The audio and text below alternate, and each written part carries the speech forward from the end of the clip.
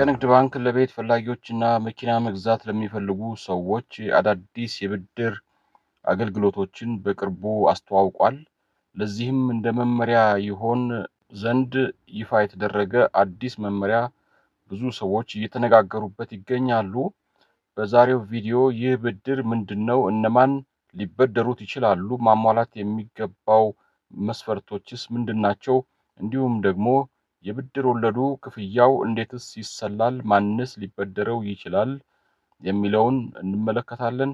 መጨረሻ ላይ ደግሞ ቤት ለመግዣ የተበደረ ሰው የሆነ ያክል ቢበደር የብድሩ ሂደት ምን ሊመስል እንደሚችል፣ ምን ያህል ማዋጣት እንዳለባችሁ ወይም ዳውን ፔመንቱ ምን ያክል ሊሆን እንደሚችል እያንዳንዱን ነገር የሪል ስቴት ደንበኞች የብድር ፕሮሲጀር ተብሎ የወጣውን የኢትዮጵያ ንግድ ባንክን የብድር ሂደት መመሪያ ዛሬ በዚህ ቪዲዮ እንተነተናለን። ይህ ገንዘብ ሚዲያ ነው። በተለያዩ ጊዜያት ስለ ፋይናንስ፣ ቢዝነስ እና ካፒታል ማርኬት የተለያዩ ቪዲዮዎችን እንለቃለን። በቅርቡም የተለያዩ የክሪፕቶ ከረንሲ እና የዳታ ማይኒንግ የዳታ ቁፋሮ ቪዲዮዎችን እንደለቀቅን አስታውሳላችሁ። ስለዚህ ከዚህ ቻናል ጋር አብራችሁ ቆዩ። አዲስ ከሆናችሁ ሰብስክራይብ አድርጉ፣ የደወል ምልክቷንም አብሩ። ከኢትዮጵያ ውጪ ካላችሁ ደግሞ ጆይን በማለት ቤተሰብ ሆኑ እያልን አስተያየትና ጥያቄዎቻችሁን ኮሜንት ሴክሽን ላይ ጻፉልን። በዚሁ ወደ ዛሬው ቪዲዮ እንገባለን። እንግዲህ ቀደም ሲል እንደገለጽኩት የኢትዮጵያ ንግድ ባንክ ያስተዋወቀው አዲስ ብድር አለ። ይህ ብድር ምንድነው የሚለውን ነገር ከመመልከት እንጀምር። ብድሩ የሞርጌጅ ሎን የቤት ብድር ነው። በዚህ በኢትዮጵያ ንግድ ባንክ ባስተዋወቀው አዲሱ ስርዓት መሰረት ወይ ደግሞ ቤት ለመግዛት የምትፈልጉ ሰዎች ማለትም የራሳችሁ መሬት የራሳችሁ ይዞታ ያሏችሁ ሰዎች እንዲሁም ደግሞ ባላችሁ ይዞታ ላይ እንዲሁም ሌላ ተጨማሪ ቤት ለመገንባት ወይም ተጨማሪ እድሳት ለማድረግ ሰርቪስ ያለው ላይ ማስፋፋት አይነት ነገሮችን ለሚያስቡ ሰዎች ነው የሞርጌጅ ወይም ደግሞ የቤት ብድሩ የተዘጋጀው። እንዲሁም ደግሞ የመኪና ብድር የሚባለው የነዳጅ መኪኖችን፣ የኤሌክትሪክ መኪኖችን፣ አዳዲስ መኪኖችን ማለት ነው። እንዲሁም ደግሞ የሃይብሪድ የሆኑ መኪኖችን በነዳጅም በኤሌክትሪክም የሚሰሩትን መኪኖች አዳዲስ የሆኑትን ለመግዛት ለሚፈልጉ ሰዎች ነው እንግዲህ ብድሩ የተዘጋጀው። ስለዚህ እነዚህ ሁለት ብድሮች ናቸው ያሉት ማለት እንችላለን። ለመኪናና ለቤት የሚለውን ነገር ስናነሳው በሁለተኛ ደረጃ እንግዲህ እነማን ናቸው መበደር የሚችሉት የሚለውን በመመለስ ደግሞ ስንቀጥል እያንዳንዱ ሰው ከ18 ዓመት በላይ የሆነ ማንኛውም ኢትዮጵያዊ መበደር ይችላል። ነገር ግን ቋሚ ገቢ ሊኖር የግድ ነው። ቋሚ ገቢ ካለው ማንኛውም 18 ዓመት የሞላው ሰው ለብድሩ ብቁ ነው ማለት ይቻላል። ቋሚ ገቢ ሲባል ደሞዝ ሊሆን ይችላል ወይ ደግሞ ከንግድ ገቢ ሊሆን ይችላል። የባንክ ደንበኛ መሆን መቻልም አለበት። የኢትዮጵያ ንግድ ባንክ ደንበኛ መሆን አለበት። እዛ ብር መቆጠብ መቻል አለበት። እንዲሁም ደግሞ የተበላሸ ብድር ከዚህ ቀደም የሌለበት በማይክሮ ፋይናንስ ተቋማትም ሆነ በሌሎች ባንኮች ብድር ተበድሮ ያለመመለስ ችግር የሌለበት መሆን አለበት። አሁን ባለው ሁኔታ እንደዚህ አይነት ነገሮች በቋት ደረጃ በብሔራዊ ባንክ ስለሚገኙ ይህንን መሸወድ አትችሉም። ምክንያቱም ብድር ከመውሰዳችሁ በፊት ከባንኮች ብሔራዊ ባንክ ይህንን ያጣራል። የሆነ ገንዘብ አለ፣ የተወሰነ የሚከፈል ገንዘብ ለብሔራዊ ባንክ ይከፈልና ብሔራዊ ባንክ የእናንተ መረጃ ከባንኮች የሰበሰበውን ይይዛል። ያንን አውጥቶ ለባንኩ ይጽፋል፣ ማረጋገጫ ጽፎ ለባንኩ ይልክለታል ማለት ነው። ከዚህ በፊት ያልተከፈለ ብድር ካላችሁ ወይ ደግሞ የተበላሸ ተብሎ ዴዚግኔት የተደረገ ብድር ካለባችሁ እንግዲህ ከዚህኛው ብድር ውጪ ትሆናላችሁ ማለት ነው።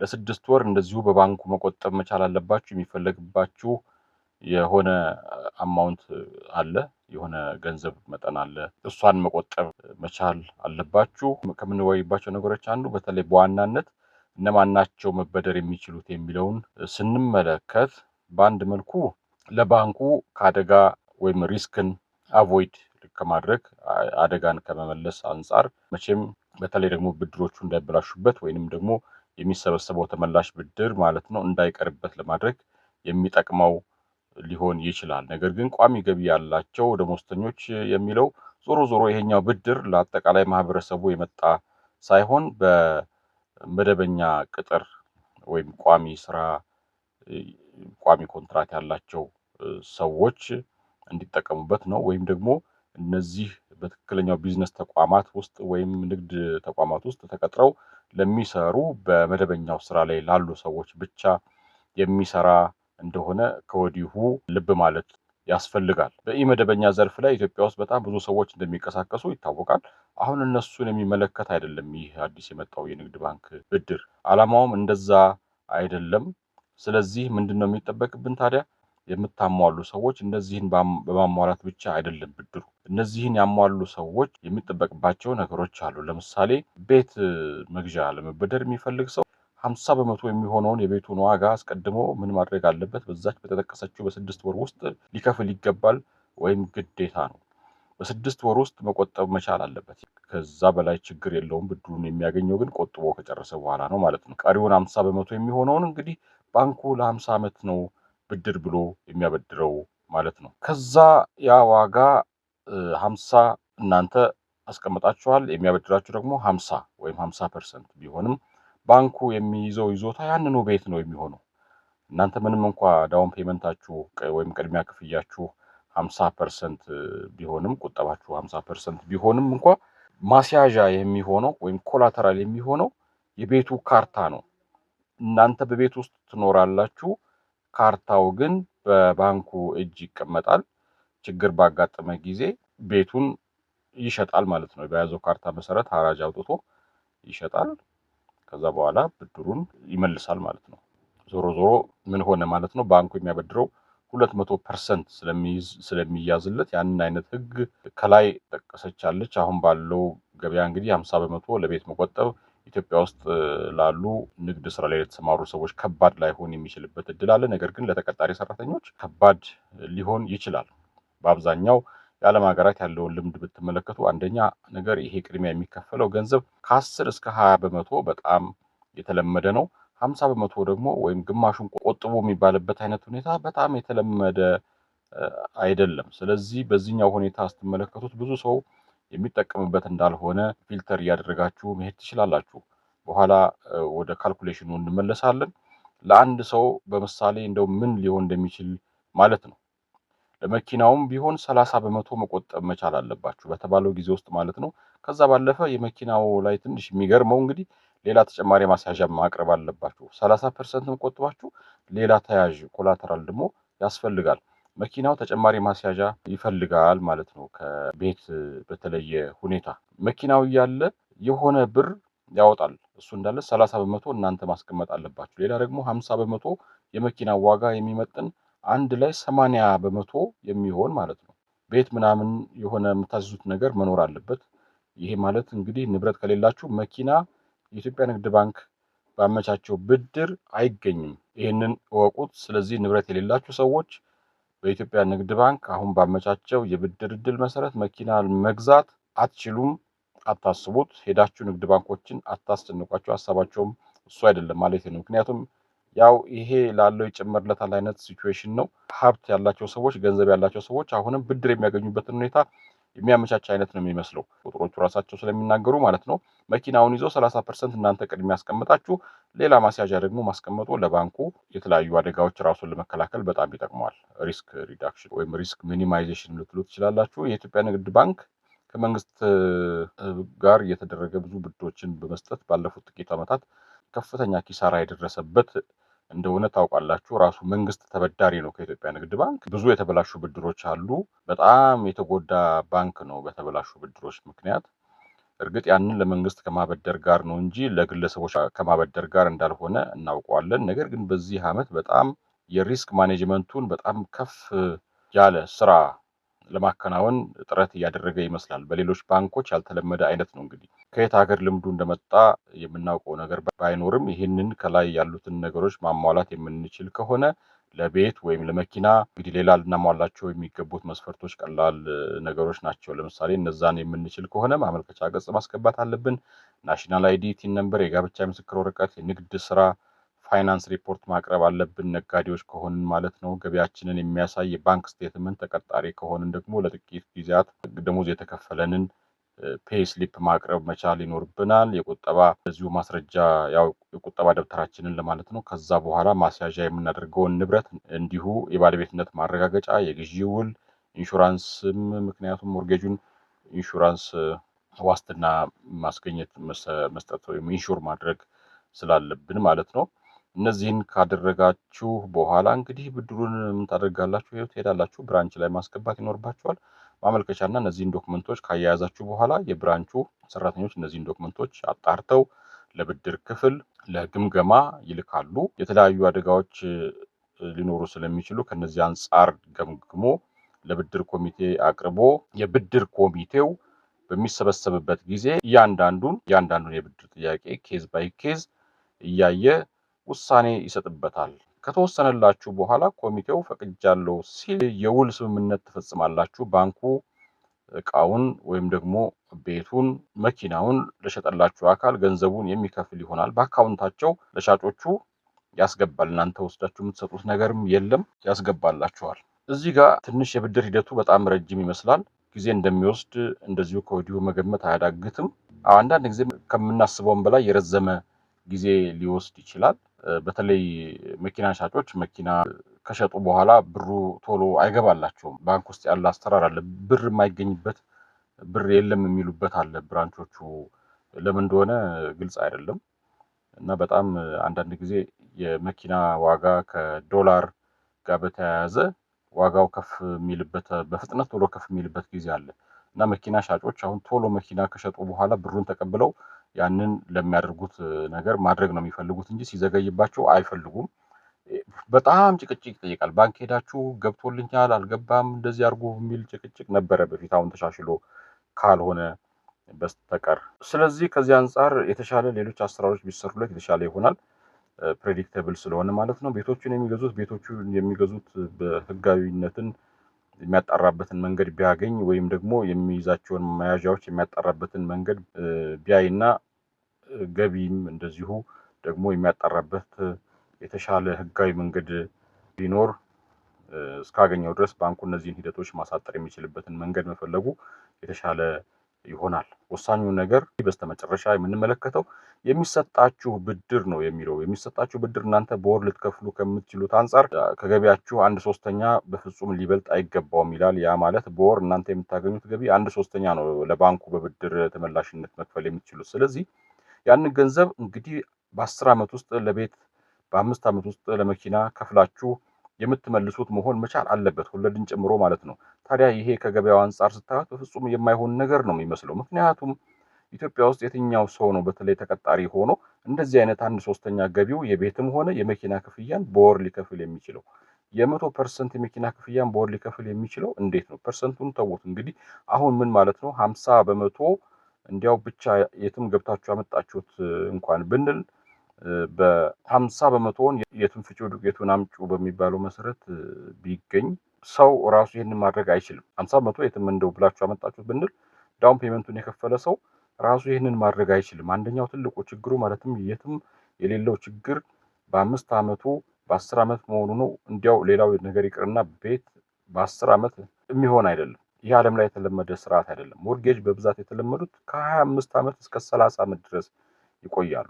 ነገር ግን ያው ባንኩ ግዴታ የለበትም።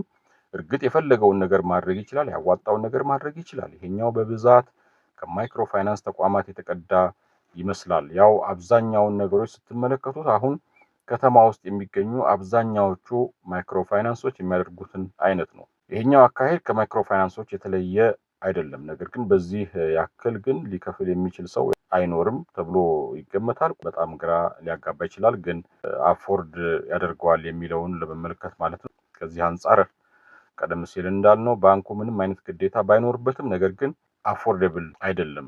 ያው ላለው ይጨመርለታል አይነት ነገር የሚመስል ነውና በስተመጨረሻ በምሳሌ ስንመለከተውና ስናጠቃልል አንድ ቤት 5 ሚሊዮን ብር የሚያወጣ ኮንዶሚኒየም ቤት እንበልና ባለ 2 መኝታ ልትገዙ ተስማማችሁ እንበል። ስለዚህ የኢትዮጵያ ንግድ ባንክ ሄዳችሁ አካውንት በምትከፍቱበት ሰዓት በ6 ወር ውስጥ 2.5 ሚሊዮን ብር እንድትቆጥቡ ይፈለጋል። ከዛ 2.5 ሚሊዮን ብሩን ነው የሚያበድራችሁ። በ10 ዓመት 14% ወለድ ተከፍሎበት ከወለድ አንጻር ስትመለከቱት በጣም ጥሩ የሚባል የወለድ ምጣኔ ነው።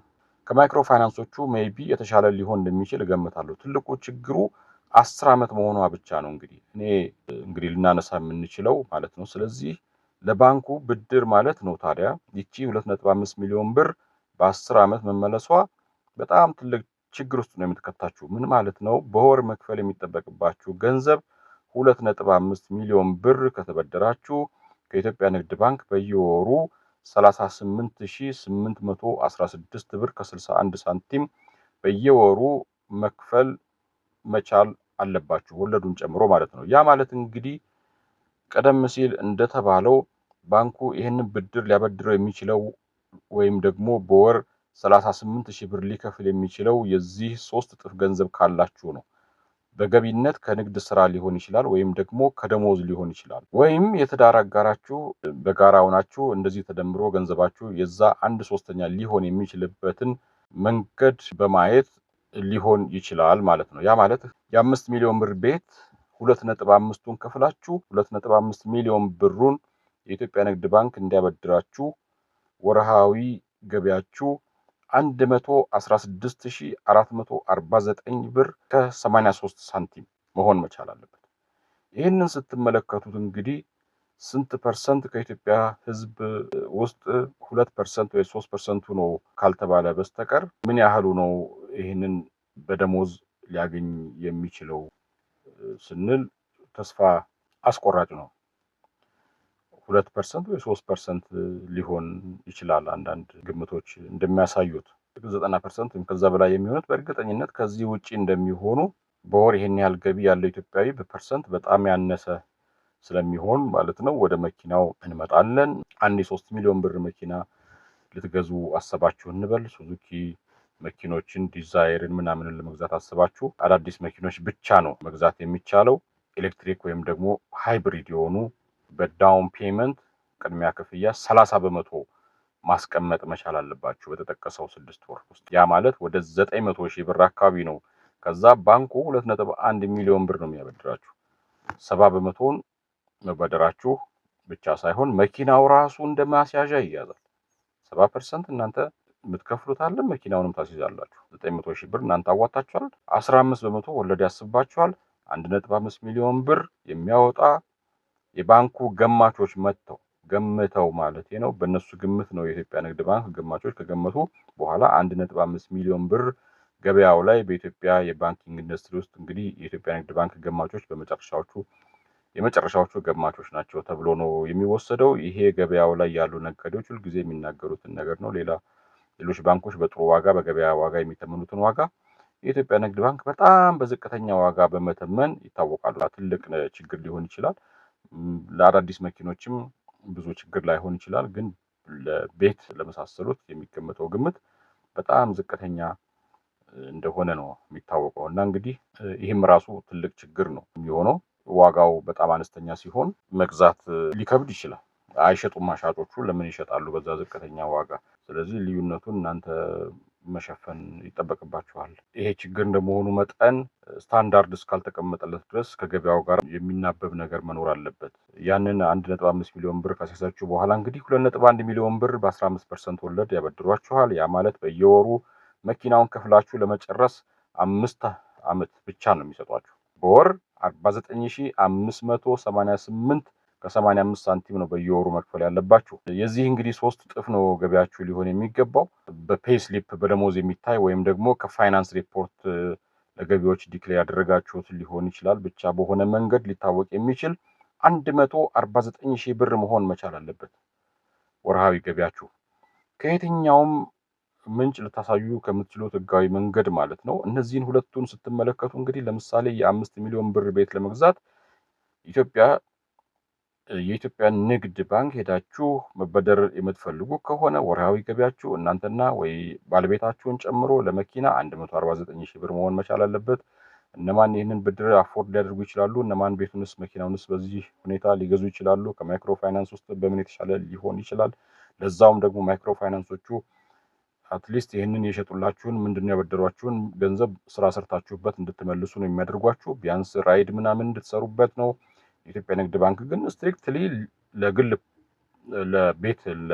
ለግል መገልገያ ሳይሆን ለንግድ ሳይሆን ለግል መገልገያ ነው፣ ለቤት እንድትጠቀሙበት ነው መኪናውንም የሚገዛላችሁና ትንሽ በጣም ከበድ የሚል ይመስላል። ሪዝኔብል የሆነ ነገር አይታይም።